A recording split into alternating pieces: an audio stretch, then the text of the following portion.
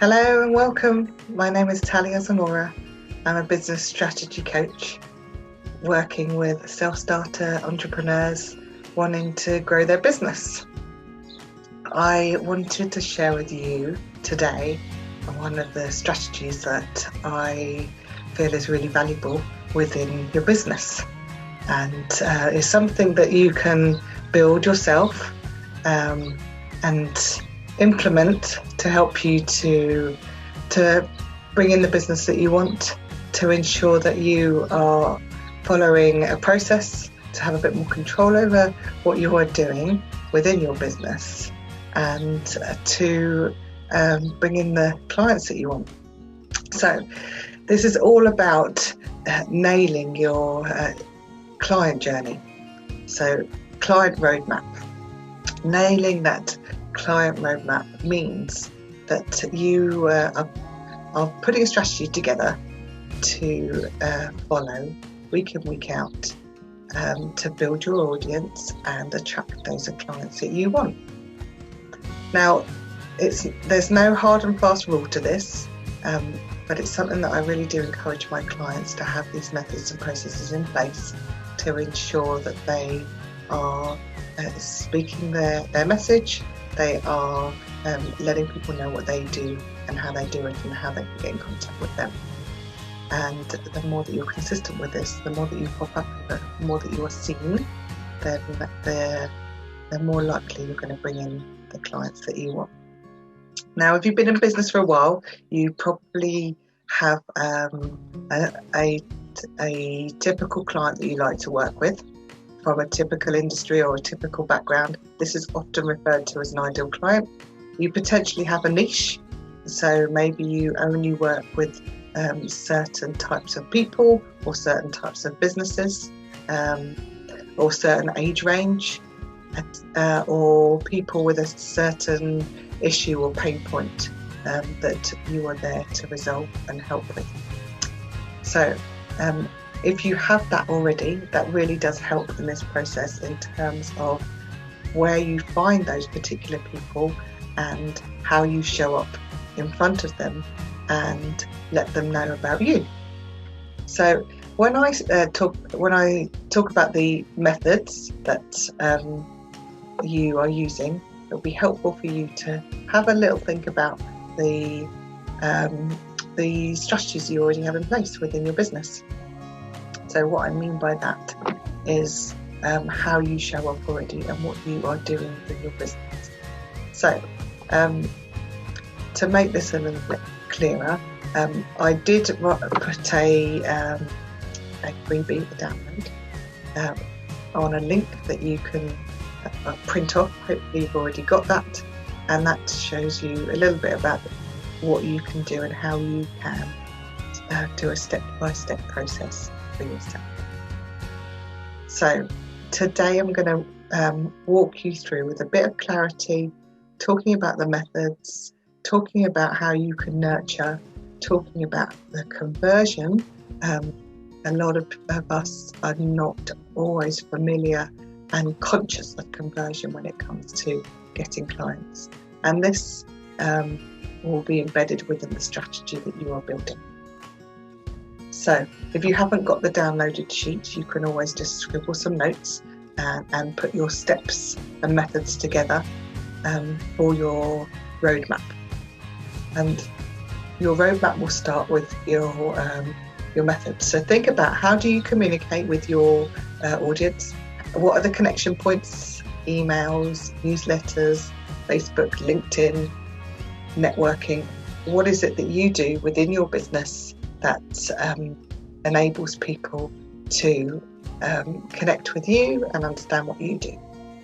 And the more aware of that you are, and the more concise the process, then the easier this will be.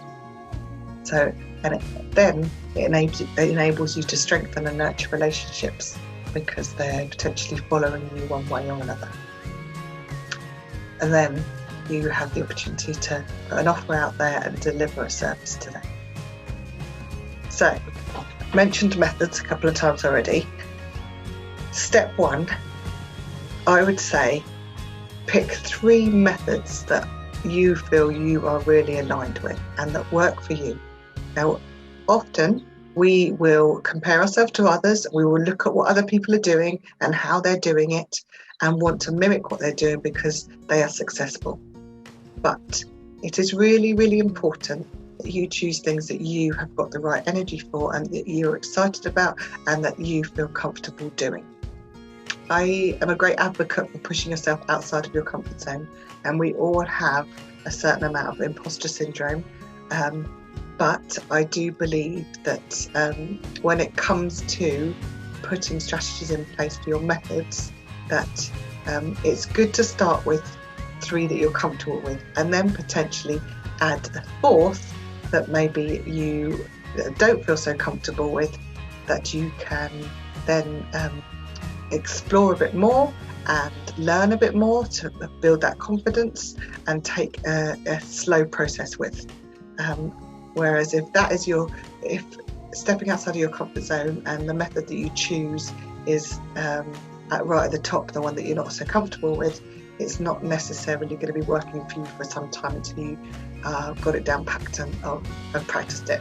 So for example, I do love to blog, I do love to share my thoughts and feelings with people and share value, help them to understand what they can do within their business and how they can do it, tips and tricks, all that kind of stuff. But there is an issue for me in terms of blogging because I'm dyslexic. So when I do a blog, it's something I need to take my time over. It's something that I need to write in chunks. It's something I also need to refer back and forth to and make sure that it reads right and edit and proofread it, and often get other people to look at too. And then obviously you've got all the SEO and the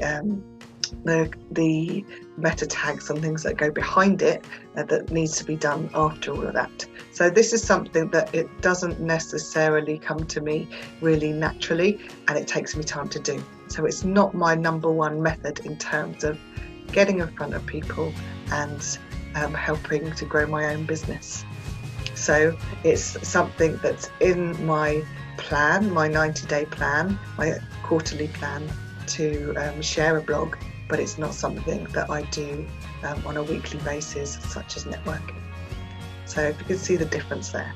So think about all the different methods that you use, whether it's social media, whether it's a lead magnet, whether it's newsletters or blogs, and think about the 3 most important to you and write them down as your step 1. And then your step 2 is all about being visible. So how does that step 2 continue? So for instance, if you've got them on your mailing list, do you have automated emails to continue to let them know who you are and what you do and invite them to connect with you further? What is the next step after that method? How are you going to continue to be visible and enable them to get to know you? So once you've figured that out, you can put that in your step 2 column, and then your step 3 is all about enabling them to like you. So there is telling stories about yourself, showing up maybe live and sharing something about you and yourself. And the more that you do that, the more that they are able to get to know you and build that affinity, that resonance with them. It enables them to remember you and to see you as a potential service provider for them, to help them, or even products, for instance.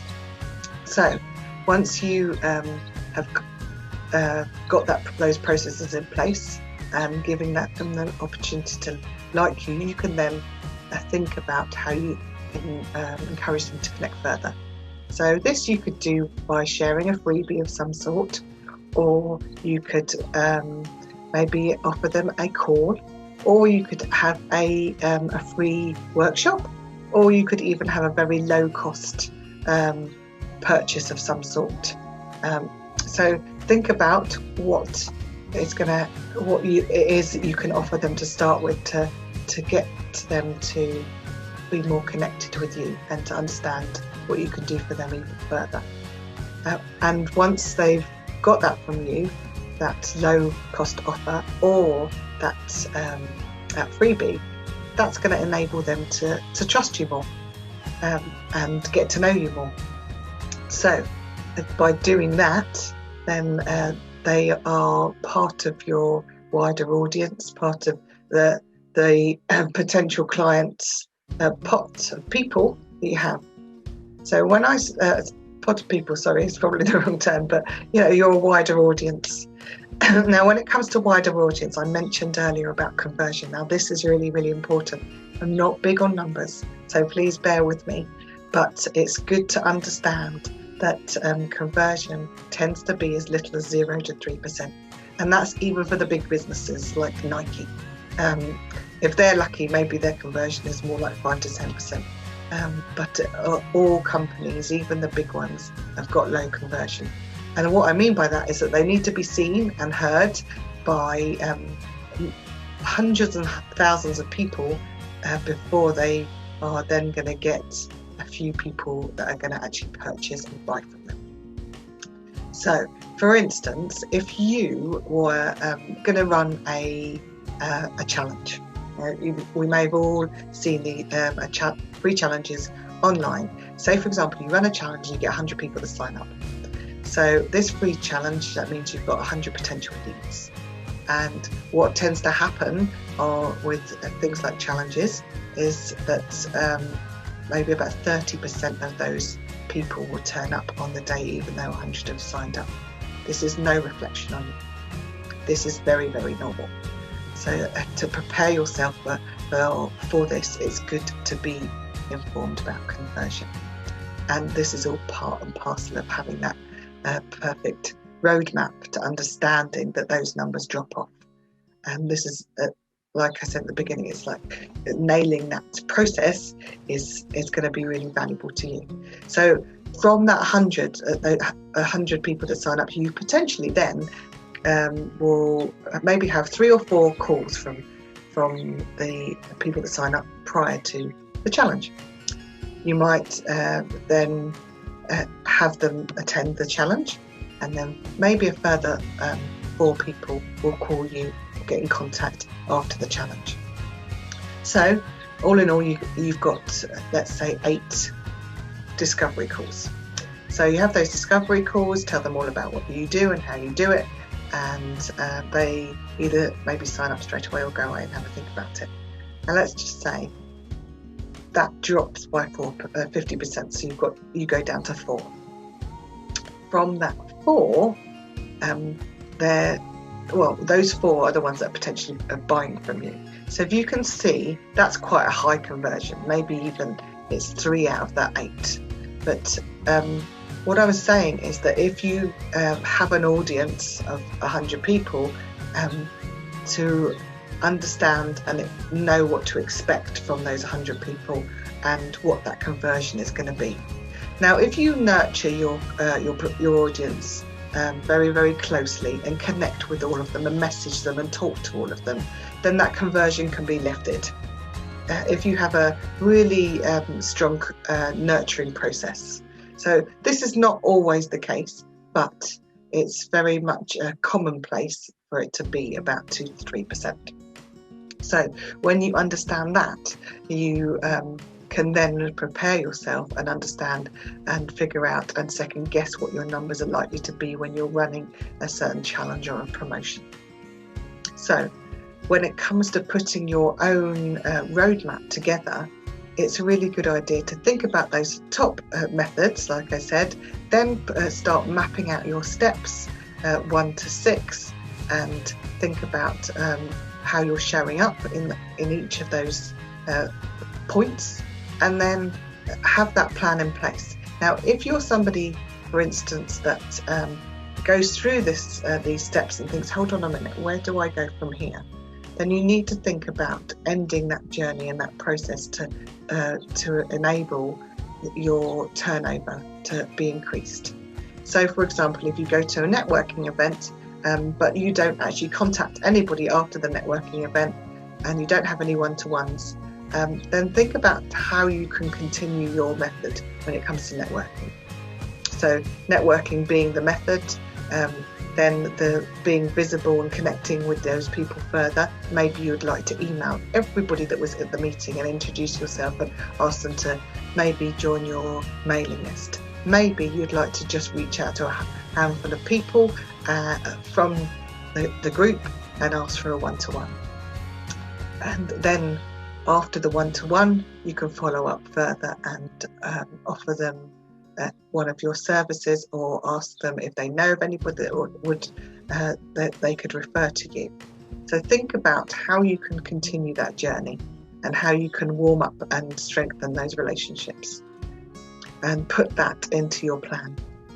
And then be consistent with that to enable you to control that roadmap to then increase your potential client turnaround. So I had a client recently that she's a nutritional therapist, and she came to me wanting to set up her own business, having worked with somebody else. So we started working on her vision for her business and where she wanted to take it, what she wanted to do, the services she wanted to offer, and who she wanted to offer them to, and what her niche was. So she worked with and specialised with people on the spectrum, particularly ADHD people. And this meant that in her message, she was very clear about who she wanted to connect with and who she wanted to serve.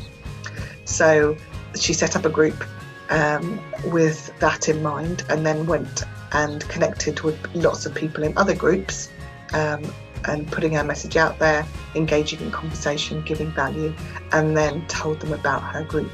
People started coming into her group and joining her group. She was then able to give value, do Q&As, share articles, and suggest ways that people could work on their own nutritional health, especially those with ADHD.